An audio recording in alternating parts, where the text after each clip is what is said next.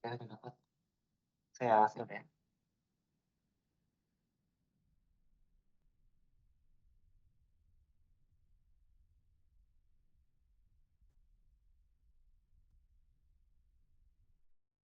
Ini artikel yang terbit di Taylor and Francis. Saya belum cek ini Q berapa, tapi kalau Taylor Francis pasti sudah Q. Biasanya levelnya Q1, Q2. Maaf Pak Nicholas, belum bisa kebaca dari layarnya. Ya. Loadingnya. Bapak-bapak yang lain sudah bisa kelihatan? Belum, Bu. Belum ya. Mohon maaf Pak. Ya.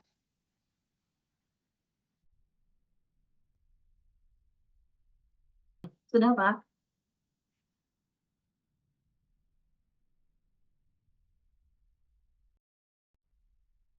Sorry, jadi salah tekan. Tadi sempat bisa.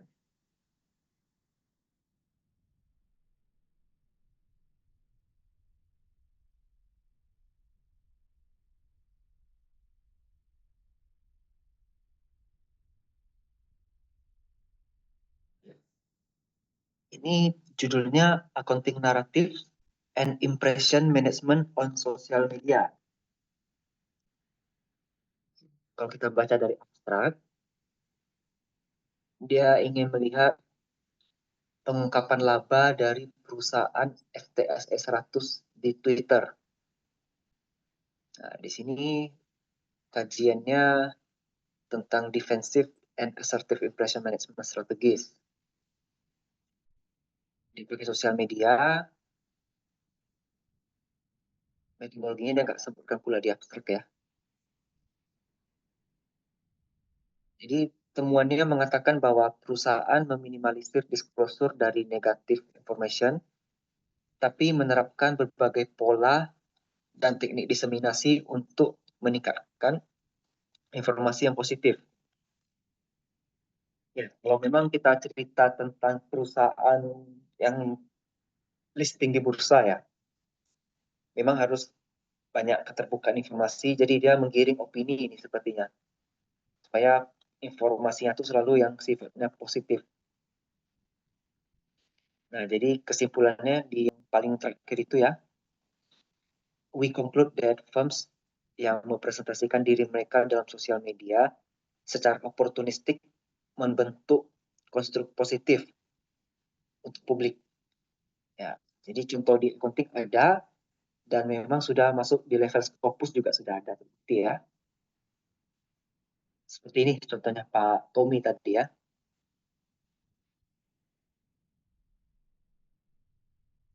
Ya, gimana Tommy? Dari bisa ngecek apakah dia berada di Q1 sampai ataupun Q4. Kita belum bisa ngecek ya. Mungkin nanti bisa kita cek masing-masing aja untuk di Cimago ya. Oke, gimana Pak Tommy? Ada Oh iya, izin Bu, hanya mau nanya sedikit Bu, Pak Nicholas, kalau berbasis media itu mungkin boleh dijelaskan ya Pak, mungkin step-stepnya apakah cuma ambil dari media tertentu terus atau gimana Pak ya, mungkin yang bagus ya Pak untuk kita agak kurang mengerti juga sih Pak itu. Terima kasih Pak Tommy. Pada dasarnya tetap sama seperti uji di kuantitatif ataupun kualitatif yang biasa, kita perlu responden, perlu data.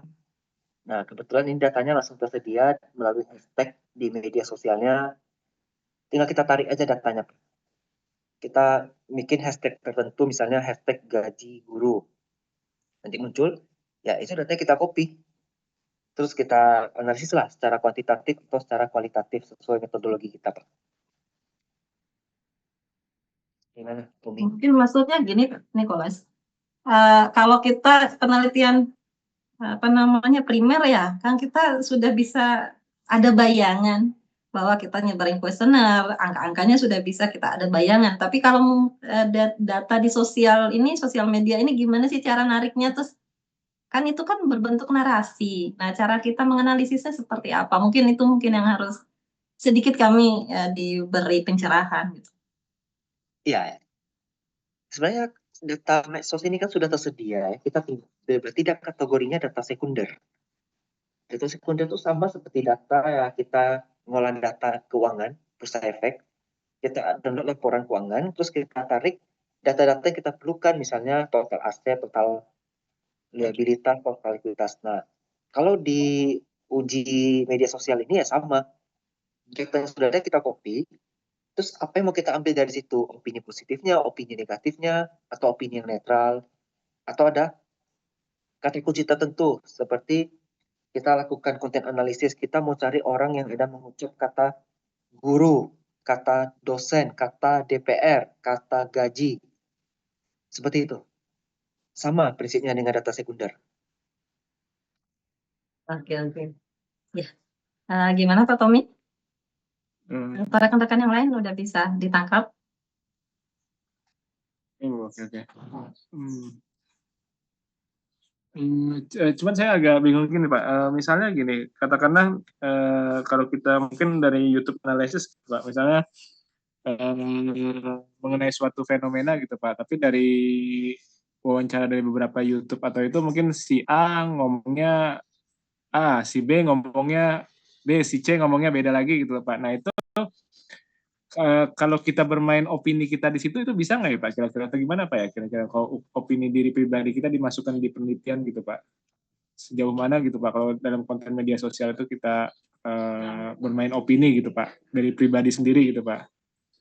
Karena misalnya dari komen A, misalnya A, komen B, B, komen C, C beda-beda, tapi kita punya pemikiran sendiri bahwa yang benar tuh ini gitu Pak. Nah itu gimana Pak? Sejauh mana Pak kalau penelitian kayak gitu Pak? Iya, terima kasih Pak Tommy. Kalau kita sebagai peneliti jangan beropini, nanti tentunya tidak valid. Kita mengambil opini dari si A, si B, si C, terus kita rangkum, kita uji, baru kita simpulkan. Kita jangan sampai beropini pribadi, itu beda nanti konteksnya. Karena ini penelitian sifatnya ilmiah. Responden biarkanlah mereka beropini sesuai dengan pemikiran mereka masing-masing. Nah, untuk uji ilmiahnya itu baiknya gimana ya Pak? Untuk misalnya pengujian opini di media gitu Pak, itu gimana ya Pak? Yang sebaiknya gitu Pak, supaya valid gitu ya. Ada software kualitatif yang NVivo atau Atlas TI. Itu memang dikhususkan untuk kualitatif. Jadi bisa pakai itu nanti untuk uji valid. Tanpa software apa bisa ya Pak? Misalnya kayak semacam kayak kita merangkum sesuatu dan mempertajam sesuatu itu atau menggali sesuatu itu bisa nggak ya Pak? Kalau secara ilmiahnya Pak? Secara ilmiah bisa, tanpa software juga bisa. Kita panggil ahli yang pakar di bidangnya. Berarti ini pakar ilmu sosial, ilmu sosiologi nanti Pak. Oke Pak, siap. Ya mungkin kembali ke moderator Pak. Iya. Ya, terima kasih Pak Tommy. Selanjutnya Pak Hayam, silakan Bapak. Baik, terima kasih Ibu Moderator. Kepada Bapak Nicholas, saya ingin menanyakan berkaitan dengan ini Bapak. Ini konteks pembicaraan diskusi kita atau webinar kita ini berkaitan dengan penelitian berbasis data sosial, memahami perubahan sosial melalui analisis media sosial. Nah, sekarang kita tahu juga bahwa media sosial ini juga kan ada fenomena buzzer Pak di dalamnya itu. Dalam artian kalau sudah buzzer yang memasukkan berita-berita opini dalam media sosial, nah ini kan ada unsur kepentingan, dalam artian kepentingan siapa yang membiayai dia sehingga dia membangun opini dalam media sosial. Nah, ini bagaimana kita sebagai peneliti di akademis itu mengambil data sehingga supaya akademis Pak, jangan oleh opini-opini buzzer seperti itu Pak. Nah, salah satu contoh juga selain buzzer Pak, ada juga yang sekarang sudah menggunakan AI dalam artian suara apa kan sudah di media sosial sudah menggunakan AI. Salah satu contoh kemarin kalau saya perhatikan di media sosial itu yang lagi viral berkaitan dengan pernyataan Menteri Sri Mulyani berkaitan guru itu beban negara. Nah ini setelah saya pahami, Bapak. Maksudnya setelah saya melihat fenomena ini apakah benar seorang menteri mengucapkan demikian? Itu saya coba mencari beberapa referensi, ternyata ada yang mengatakan bahwa itu, suara yang diciptakan oleh AI, Bapak. Sedangkan, video aslinya yang ada di YouTube itu tidak bicarakan seperti itu. Nah, tapi AI menciptakan sehingga kita lihat di media sosial Facebook khususnya itu, rame menghujat, Menteri Sri Mulyani, menganggap bahwa menteri tidak ini pada guru. Padahal itu nah ini yang, maksudnya kita ini sebagai akademisi nih Pak, ketika mengambil media sosial sebagai apa, basis untuk melakukan penelitian, ini seperti apa Bapak dalam menyikapinya Bapak? Seperti itu. Terima kasih Bapak, itu pertanyaan saya sedikit. Mohon Ya, terima kasih Pak Khairul. Terima untuk unsur buzzer, bukan cuma buzzer saja ya, ada bot juga di situ. Biasanya kita pakai deteksi pola aktivitas. Akun buzzer biasanya ciri-cirinya tuh postingannya masif dalam waktu singkat. Kayak ada bandar lah. Sifat kontennya tuh repetitif, ngulang-ngulang terus. Kemudian engagement-nya tidak natural. Dalam 1 menit yang nge-like bisa langsung jutaan orang. Itu pasti sekelompok buzzer itu juga yang melakukan. Kita pakai juga tools social network analysis. Bisa lihat mana akun organik dan mana yang akun terpusat pada cluster buzzer itu. Jadi pakai social network analysis. Kemudian kita pakai teknik filtering dan cleaning data. Kita pakai teknik bot detection, misalnya bot meter atau NLP based detection. Ini udah ke machine learning jatuhnya. Setelah itu baru kita data cleaning, baru kita analisis. Terus mengenai manipulasi konten. Kita harus bandingkan dengan sumber resmi. Misalnya press release, website kementerian, atau media arus utama yang kredibel. Kemudian fast checking tools.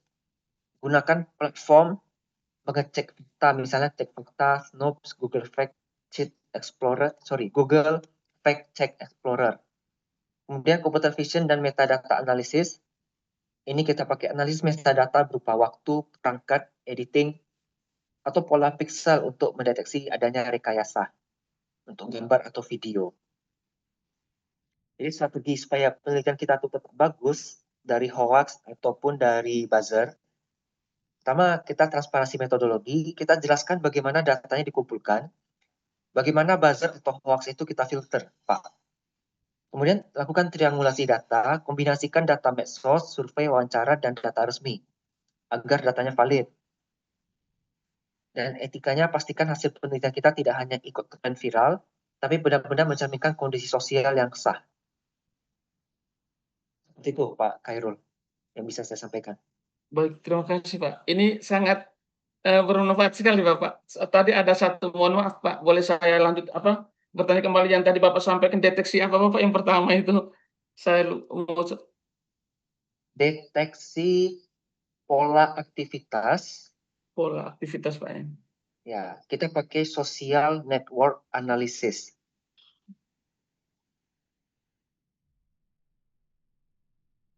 Baik, Pak. Terima kasih Pak. Pak Khairul, dosen di bidang apa Pak? Saya kepakaran di manajemen pemasaran UMKM perikanan Bapak. Oh, Iya, bagus itu kebetulan Pak.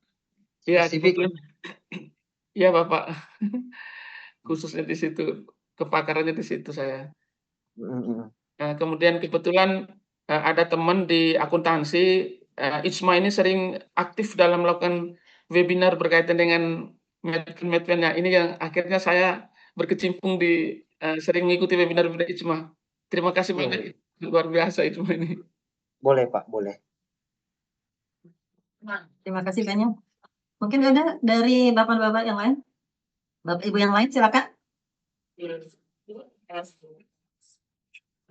RW 4. RW-nya RW 4. Pak Abdul Hamis. Pak Abdul Hamis silakan. Salah.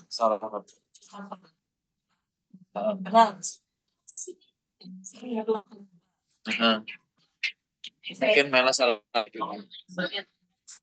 Mohon maaf Pak Abdul Hamid, pertanyaan gimana?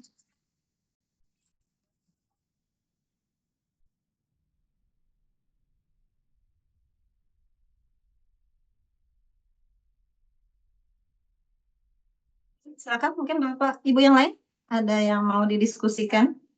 Cukup bagus ya, karena ini adalah peluang kita untuk bisa menambah, apalagi dengan menganalisis aktivitas apa segala macam tadi ya. Betul, Silakan betul, Bapak Bu. Ibu. Kalau boleh Bu, boleh nambah gini Pak. Yang tadi Bapak Boleh silakan. menyebutkan beberapa kayak tools itu menurut saya itu sangat bermanfaat Bapak. Mohon kalau bisa diulangi lagi karena untuk penelitian media berbasis data media sosial ini pasti sangat membutuhkan itu Bapak. Tadi bagus makanya saya sampai mencatat itu. Ini sangat penting bukan cuma untuk di akuntansi kayaknya ini hampir semua bidang ilmu kalau berkaitan dengan media sosial pasti membutuhkan ini Bapak. Jadi mohon untuk bisa diulang kembali Bapak berkaitan dengan untuk mengantisipasi hoax dan buzzer tadi Bapak. Biar jelas saya ketik aja di chat ya Pak. Oh Ya, iya baik bagus, Pak. Pak. Betul sekali Bapak. Biar kita bisa langsung copy ya. Iya baik Ibu, terima kasih Ya. Ibu. Terima kasih. Oke, silakan mungkin ada dari rekan-rekan yang lain, Bapak Ibu yang lain, silakan.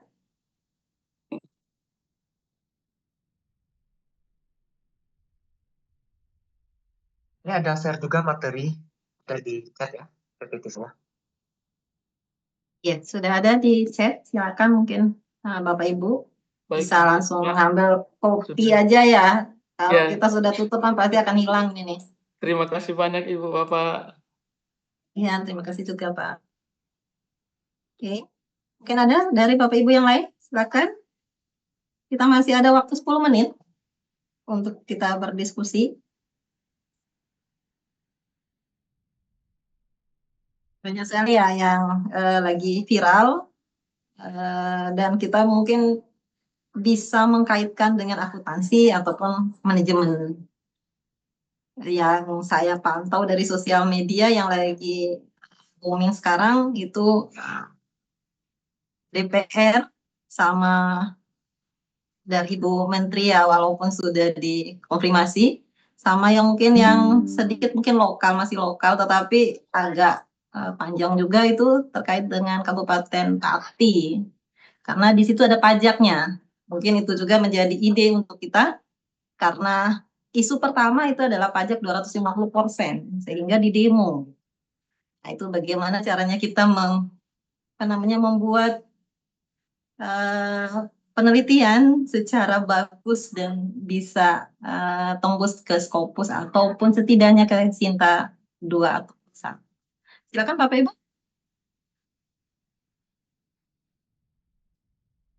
Masih ada 10 menit.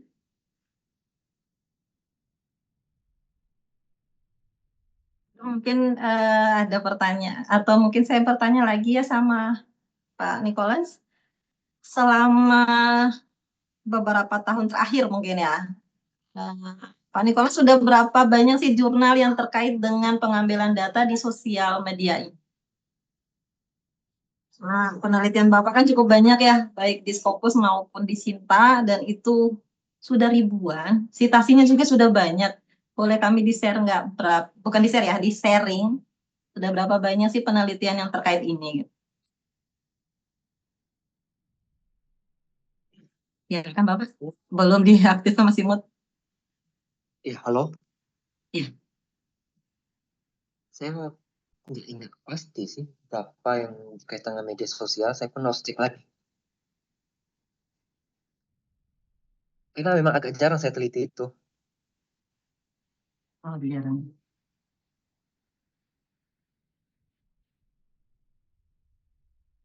Tapi mungkin gini, untuk mendapatkan ide itu kan kita banyak ya. Artinya kan kita ini semua nonton tuh di sosial media, semua lihat. Terus untuk memunculkan ide itu seperti apa Pak? Apa harus berhayal dulu kah atau berapakah gitu? Sehingga muncul ide yang cukup memang bagus di saat itu gitu. Oh, ya kita sering buka medsos, Bu. Buka Instagram kan biasanya yang paling viral tuh biasa sudah di-setting muncul paling atas. Seperti itu, Bu. Kayaknya saya media sosial saya nggak pernah deh, Bu. Belum pernah saya buat. Oh gitu, oke.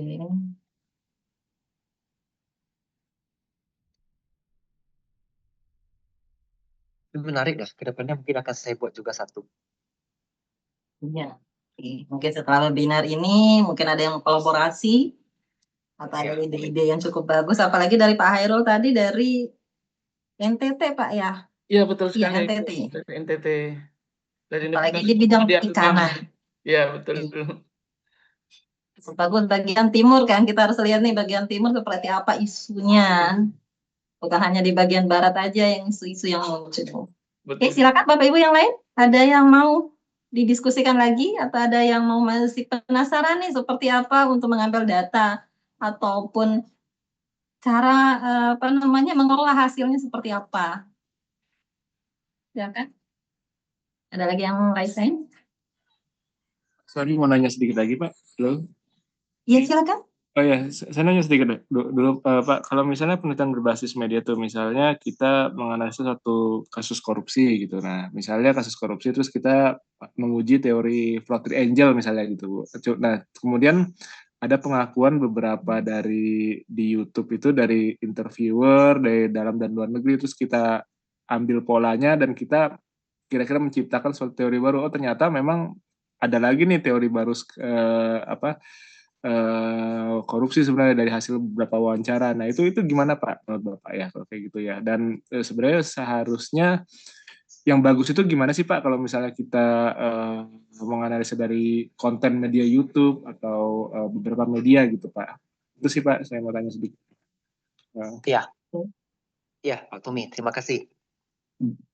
Ya, itu kalau misalnya dari frog triangle yang ada tentang 3 faktor penyebab itu ya. Iya, atau ada juga cloud hexagon gitu kan ada juga lagi Pak itu gitu. Iya, ya bisa.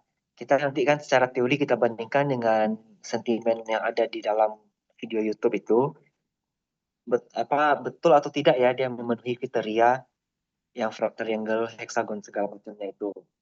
Dan kalaupun nanti terbentuk satu indikator baru dari hasil analisis itu, ya itu boleh juga Pak.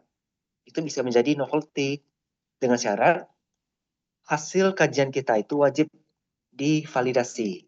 Ya dengan banyak metode ya, triangulasi, diskusi pakar, FGD, Nah, ataupun pakai aplikasi ya. itu aku Boleh. agak bingung tuh Pak, validasinya itu seperti apa sih yang bagus itu Pak? Mungkin boleh diterangkan lebih jelas ya Pak untuk validasi secara ilmiahnya Pak. Secara ilmiah paling bagus itu ke diskusi pakar, Pak. Kita cari pakar yang memang secara teoritis paham mengenai audit, fraud, atau korupsi. Dan satu lagi dari sisi praktisi. Itu udah paling bagus kalau dari pandangan saya selama ini. Apabila kita nggak dapat kenalan pakar Pak, mungkin dari pendapat-pendapat pakar di konten media terus kita bandingkan tuh gimana Pak kira-kira? Nggak bisa, Pak. Tetap harus ada pakar yang kita ajak diskusi. Harus ada data primer kita ketemu pakarnya gitu Pak. Betul, Pak. Betul. Seperti itu. Secara ilmiah memang nggak bisa Pak. Misalnya si pakar kan pernah komentar A, B, C, D itu gitu. Kayak, dari situ kita kutip gitu Pak. Kayak gitu Pak. Tetap nggak valid ya Pak kalau kayak gitu ya. Masih kurang. Karena diskusi pakar tuh ya kita harus berdiskusi langsung dengan pakarnya. Hmm, hmm. Okay. Ini bisa diskusi pakarnya dengan akademisi juga nggak masalah. Tapi kalau ada praktisi itu jauh lebih baik. Dan faktornya ini memang yang tingkat tone-nya itu memang sudah tinggi. Contohnya kalau kita lihat dari Google Scholar-nya sudah di atas kita. Nah, itu bisa kita anggap sebagai pakar juga. Atau dia punya banyak Scopus, itu juga bisa kita katakan sebagai pakar. Pokoknya tingkat pakarnya tuh harus satu level lebih tinggi dari kita, Pak. Jadi menguji teori, menguji fenomena dengan mengkonfirmasi ke pakar gitu Pak ya istilahnya. Iya, benar. Oke, oke. Oke, siap, siap, Nicholas. Terima kasih Pak, itunya jawabannya. Hmm. Ya, ya. Boleh saya tambah sedikit, Bu? Ya, silakan mungkin. Ya. Begini, tadi penyampaian Pak Nikolas itu sama persis dengan fenomena saya ketika dalam penelitian disertasi saya kemarin. Jadi betul yang disampaikan bahwa uji validitas memang dibutuhkan diskusi dengan pakar. Kita tidak bisa mengambil statement pakar karena yang kita ingin diskusikan di situ adalah konteksnya kita gitu, konteks penelitian kita. Makanya perlu kita sampaikan secara langsung kepada pakar atau akademisi tadi yang disampaikan itu, kemudian dengan praktisi juga itu, sehingga hasil yang kita dapatkan nanti itu betul-betul objektif dalam artian atau valid, tidak subjektivitas informan atau subjektivitas kita sebagai peneliti. Itu saja sih Bapak, Ibu, tambahan dari saya. Jadi masuk saran dari Pak Nikolas tadi itu sangat relevan sekali menurut saya, karena memang tidak kayak tadi disampaikan, Pak siapa tadi, yang bilang, "Boleh nggak saya kutip dari pernyataan itu kan pernyataan secara umum Bapak, tapi yang dimaksud oleh Pak Nikolas tadi adalah ketika kita bisa menyampaikan, eee fenomena kita, data-data primer kita ke pakar. Nah, mungkin penjelasan pakar nanti berbeda lagi nanti sesuai dengan konteks yang sedang kita teliti, seperti itu. Baik, terima kasih Ibu, Bapak. Terima kasih banyak. Oh iya, sorry saya jadi kepikiran lagi. Nah Pak, sebenarnya kalau secara penelitian itu Pak, untuk, seberapa jauh sih kita boleh bermain opini gitu Pak, ilmiah gitu Pak? Apa nggak boleh sama sekali atau mungkin ada kadar tertentu yang memang kita boleh dan oke gitu di dalam bidang ilmiah, opini kita main di situ Pak? Mungkin saya mau Kalau si Pak Nikolas, opini pribadi gitu Pak, kalau opini pribadi jangan, Pak. Kita biarkan saja kita ambil opini orang, tapi kita jangan keluarin opini kita. Itu udah beda konteksnya kalau kita sih seorang peneliti. Opini orang kita olah, itulah kita sebagai peneliti. Oke. Oh, mungkin Berarti sama maksudnya Bapak, sama mohon maaf sekali. ini kita diskusi. Mungkin maksudnya Bapak ini, maksudnya, pernyataan, kita Bapak, hasil dari mungkin reflektif seorang peneliti, barangkali begitu Pak ya? Iya benar, rangkuman dari kita kali Pak ya, semacam kayak gitu ya, Reflektif dari hasil kita melihat, mendengar, atau membaca, kemudian itu seperti apa Bapak Nikolas? Mungkin apakah itu Oh, opini atau bukan seperti itu mungkin pernyataan mungkin seberapa jauh bisanya kita gitu Pak, gitu, heeh, secara ilmiah itu dianggap ilmiah reflektif. gitu Pak, seberapa jauhnya, mau sejauh apapun boleh, yang penting ada validasinya. Yang kita paparkan juga sudah harus divalidasi oleh pakar atau di FGD. Betul betul. Jadi kalau sejauh mau hanya pun sedikit saja, tapi kalau tidak ada divalidasi, ya itu tetap tidak boleh dalam penelitian. Kita bicara secara umum saja ini. Konsepnya seperti itu. jadi balik lagi konsepnya validasi ke pakar gitu Pak ya? Iya, pakar kan satu orang pun ya minimum lah. Oke, baik, Nicholas ya. Sudah Bapak Ibu? Bapak, sudah Pak Tommy? Oke, Bu Armi, kembali ke Bu Armi ya. Ya, terima kasih banyak. Mungkin pertanyaan terakhir terkait dengan apa yang kita teliti ya. Mungkin misalnya nih isu yang pertama kita bisa nangkap bahwa contohnya pernyataan dari Ibu Menteri bahwa gaji guru itu adalah beban. Itu kan ada beberapa jarak waktunya, kalau nggak salah berapa hari gitu. Tiba-tiba itu adalah hoax. Misalnya kita sudah melakukan penelitian dan sudah kita mulai nulis nih terkait dengan etika. Nah, itu seperti apa etika yang kita dapatin atau kita lakukan? Karena awalnya kita sudah percaya bahwa itu statement dari Ibu Menteri, ternyata beberapa hari kemudian atau misalnya beberapa minggu kemudian ternyata hoax. Nah, menurut Pak Nikolas, etika sebagai peneliti itu seperti apa?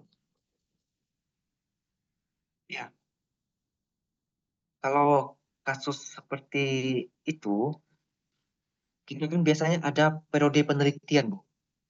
Kita teliti sampai dengan tanggal sekian. Berarti sampai berita-berita atau sumber-sumber sampai tanggal sekian itu saja yang kita olah. Kalaupun nanti rupanya ada terjadi perubahan, ya kita kalau memang belum diterbitkan, ya kita perpanjang lagi periode penelitian kita untuk merevisi kembali atau untuk menyangkal hoax tersebut. Tapi kalau sudah terlanjur terbit, ya berarti harus jaga-jaga. Nanti malah dibilang fitnah kan atau hoax. Makanya ditetapkan batas periode tanggal penelitiannya itu, Bu. Nah, jadi untuk masalah etikanya, ya kan kita bagaimanapun kita kan tidak tahu itu hoax atau bukan. Kita cek kebenaran dan akurasinya juga terlebih dahulu. Nah, kemudian kalau kita bikin laporan yang kedua, kita transparansi dari metodologi, sumber data, periode pengambilan waktunya ya, metode validasi, dan jangan sampai menyesatkan. Nah, ini kembali lagi, kalau sudah terlanjur, kita harus kritis jadi orang ya, termasuk peneliti. Apalagi kita ini dosen, kita ini panutan mahasiswa. Kemudian kita reposisi fokus analisis kita. Pernyataan menterinya tuh bagaimana hoax terbentuk, bagaimana masyarakat bereaksi, bagaimana buzzer memanipulasi isu. Untuk etika akademiknya kita harus terbuka, kita refleksi pada diri kita sebagai peneliti dan kita objektif. Jangan menyalahkan subjek, ya, jangan subjektif, harus objektif. Ya, itu yang bisa saya sarankan, dokter ini. Terima kasih banyak. Oke, mungkin itu saja ya karena waktu yang tidak mengizinkan kita untuk berpanjang lagi. Mungkin di lain waktu kita akan kumpul lagi ataupun kita akan sharing-sharing lagi ilmunya. Ilmunya yang cukup banyak dan cukup bagus terkait dengan penelitian sosial media ataupun isu-isu yang cukup bagus untuk kita teliti. Oke, mungkin alhamdulillah ya kita sampai di penghujung acara ini. Izinkan saya menutup dengan sebuah pantun karena tadi buka dengan pantun ya. Gunung Rinjani menjulang tinggi, tempat pendakian menguji nyali. Walau webinar telah selesai di sini, semoga silaturahmi tetap abadi dan ilmu bisa kita manfaatin. Oke, mungkin atas nama panitia, saya mengucapkan terima kasih yang sebesar-besarnya kepada narasumber kita, Asisten Profesor Dr. Nicholas Renaldo, SEMM, yang telah berbagi ilmu dan inspirasinya. Terima kasih juga kepada seluruh peserta yang telah hadir dan aktif mengikuti kegiatan awal sampai akhir dari webinar tersebut. Semoga apa yang kita dapatkan hari ini bermanfaat, menambah wawasan, serta menjadi amal jariah bagi kita semua. Sampai jumpa di kegiatan berikutnya. Saya tutup wabillahi taufiq wal hidayah. Wassalamualaikum warahmatullahi wabarakatuh. Dan saya kembali ke warahmatullahi wabarakatuh. Kembali ke MC. Terima kasih Ibu Pak Tommy Rizky. Terima kasih banyak. Terima kasih atas pemaparan materinya dan juga atas moderatornya dari Ibu Dr. Armi dan juga dari Bapak Dr. Nicholas. Sangat luar biasa memberikan inspirasi kita di saat riset-riset yang lain sudah penuh dengan kejenuhan. Biasanya ya ini ada riset dengan metode yang menarik untuk bisa digali lagi lebih mendalam. Baik, saya di sini sebagai perwakilan dari panitia juga sama seperti Bu Armi tadi mengucapkan permohonan maaf apabila ada kesalahan yang kami buat baik sengaja maupun tidak, dan juga kami harapkan kepada Bapak Ibu sekalian untuk mengikuti lagi kegiatan-kegiatan kita seperti yang saya informasikan di Warta Ijma tadi, bahwa kita masih ada banyak sekali kegiatan-kegiatan seminar. Jadi bisa ikuti, dan harapan kami juga bagi yang belum bergabung silakan bisa bergabung juga kepada Ijma. Untuk selanjutnya jangan lupa sebelum keluar dari Zoom silahkan bisa diisi link presensi terlebih dahulu, link evaluasi serta link pendaftaran Ijma kalau berminat untuk bergabung ke Ijma. Lebih amannya bisa di-copy dulu, biar nanti tidak hilang linknya ketika Zoom ini akan ditutup, sehingga nanti masih bisa diisi untuk link presensi serta link evaluasi. Baik, itu saja dari kita sebagai tim TIA untuk kegiatan seminar pada pagi hari ini. Sekali lagi saya ucapkan terima kasih kepada semua pihak. Saya izin untuk menutup kegiatan seminar dan pagi hari ini. Assalamualaikum warahmatullahi wabarakatuh. Selamat pagi Bapak Ibu sekalian. Waalaikumsalam warahmatullahi wabarakatuh. Terima kasih Ijma, luar biasa Ijma.